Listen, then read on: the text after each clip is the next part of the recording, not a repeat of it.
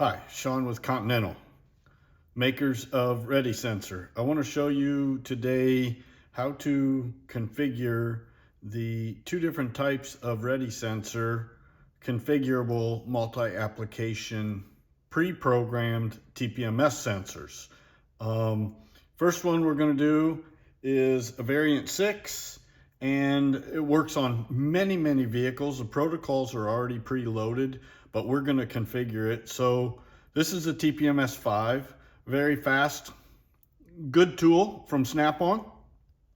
So I'm going to just choose the Silverado and choose a, let's choose a 19. This is a 315.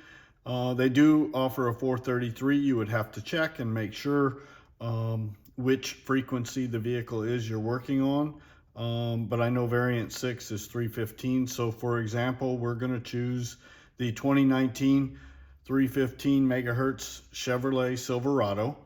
And with this variant, the snap-in style, you just configure the sensor with the trigger when you're doing the relearn. So I will trigger this sensor, and it instantly triggered it and configured it for this vehicle. Now, to lock that configuration, you should have it pressurized. Obviously, this is in the air, so it's not pressurized, but that's how simple it is to configure the variant 6 snap-in style sensor for a vehicle.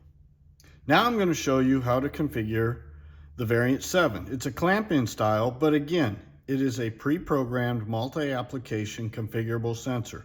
All the protocols are already loaded on here.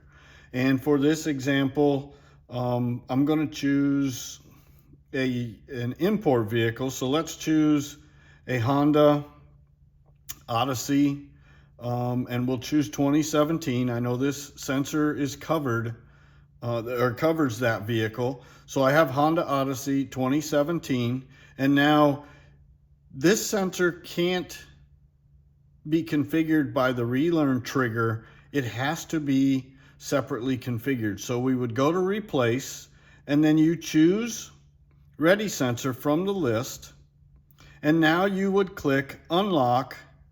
Hold the sensor here or hold this up to the tire. It should be pressurized, but we can still show you, for example, it will not lock the configuration without pressure.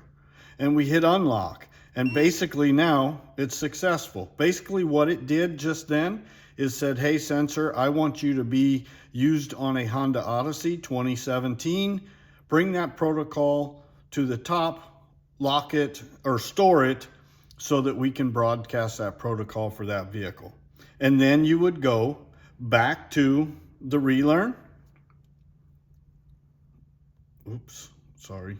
You would go back to the relearn where you trigger the sensor, and then you would trigger the sensor and it recognizes that sensor.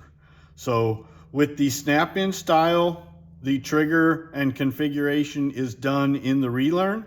With the clamp-in style, you must go to replace first, and then you can trigger the sensor in the relearn.